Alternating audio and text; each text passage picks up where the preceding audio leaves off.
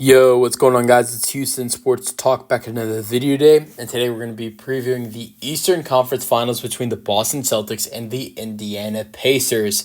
Let's get into it. So I'm excited to go over this series. It's going to be a fun Eastern Conference Finals, in my opinion.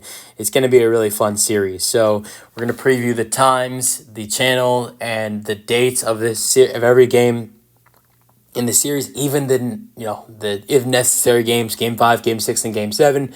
We're going to go over injury report for both teams.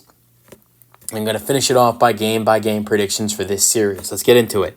So, let's start off by going over the schedule. Game 1 is tonight at 7 o'clock Central Time, ESPN at TD Garden in Boston. Game 2 as well is in Boston, as Boston has a crazy Game 2 losing streak right now. Have lost both Game 2s in their playoff journey this season to Cleveland and Miami.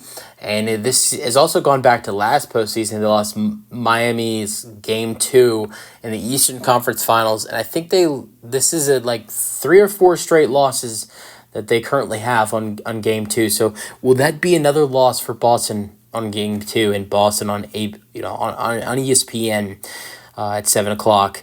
And then at 7:30, May 25th, which is Saturday, it will be on ABC at 7:30 in Indiana. Then on Monday, another game in Indiana, 7 o'clock on ESPN. Back in Boston, if necessary. Game 5 is at 7 o'clock on ESPN. Then on ESPN again at 7 o'clock, it's Game 6, potentially May 31st, 2024, which would be in Indiana Game 6. And then, if necessary, Game 7 would be June 2nd, 8 p.m. on ESPN. So, Then injury report. The injury report is pretty small for both teams. You have Kristaps Porzingis, who could return at any point in this series. He is still a game-time decision for tonight, but I don't see him coming back in Game 1 tonight. I could see him making a Game 2 or Game 3 return, but I think most likely a return for Kristaps Porzingis would probably be Game 4 in my opinion, but we'll see when Porzingis makes a return. And Pacers' only injury has been Madurin, their lottery pick from a couple years ago, who was out for the season and was a big scorer for them. He was a scorer who was averaging 16 points, off the bench. And, he was a huge part of that Pacers bench, which has been one of the best benches all season, scoring-wise. And they still have remained one of the top scoring, benches in the league, even without Madurin. Both injury reports are small, but both teams are missing 2 guys who, are very important to the team. And Madurin for the Pacers and Porzingis for the Celtics. Although, both teams have also had success this postseason without those 2 guys. So, but I also want to note that the Celtics have faced 2 banged-up teams in the postseason. Faced a Miami team without Terry Rozier or Jimmy Butler. Game 5, there was no Yami Vasquez Jr. The Cleveland Cavaliers had multiple games without Donovan Mitchell. Then also, he missed the final 2 games of that series. Also, you had, no Jared Allen that whole entire series. So, Celtics, this is the healthiest team they faced up in the postseason. Will things be different for them? That would be a big question in my opinion. So, let's go over game-by-game predictions. I got the Celtics winning Game 1 tonight, but I have that Game 2 streak continuing. I think the Pacers take Game 2.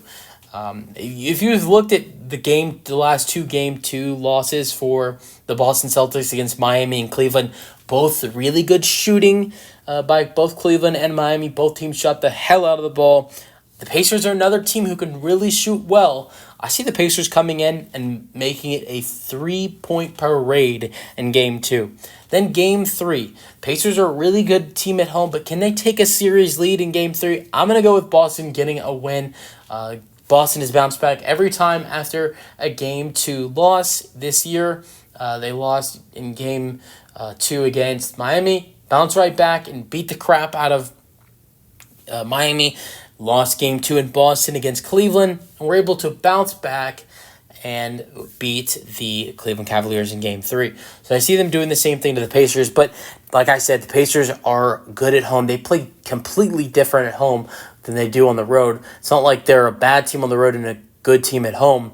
They're a good team on the road and a great team at home. I do not see them losing both games at home. If you can take one, here's how I believe. Here's what I think about the Pacers. If you can take one in Boston, I know you can take one in Indiana.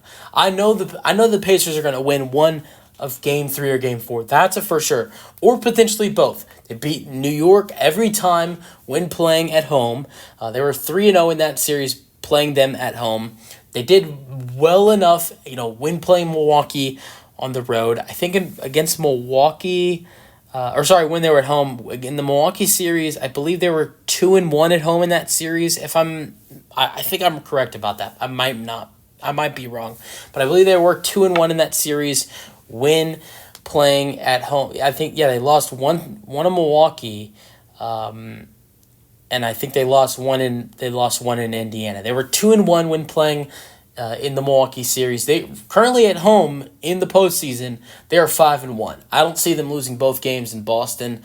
I wouldn't surprise me if they won both. I don't see them winning both, but I'm going to say they take one, and I'm going to say they're able to take one of Game 1 or Game 2, so that leads them tied at 2 apiece going into Game 5 in Boston, which is the most important game of a series, especially when it's tied 2-2, because 80% of the time, the Game 5 winner in a series wins this. The Game 5 winner of a series, when the series is tied 2-2, takes the series. Although the Pacers, were 20% part of the other side, because Pacers were just down 3-2 to the Knicks and came back. But I feel like this is a different story. This Boston Celtics team is a lot better than the New York Knicks are, and they're not as banged up as the New York Knicks are. So I believe if the Pacers fall down 3-2, I do not see them making a comeback like they did against New York. It did take some injuries for the Celtics for the Pacers to make a 3-2 comeback against this talented Celtics team. But can the Celtics close the series out against the Pacers, where they play great at home? I don't know. That's something I'm going to go with Boston and close out the series in 6 games, but I really don't know. But let me know your thoughts on the game in the comment section, or on the series in the comment section, and peace out.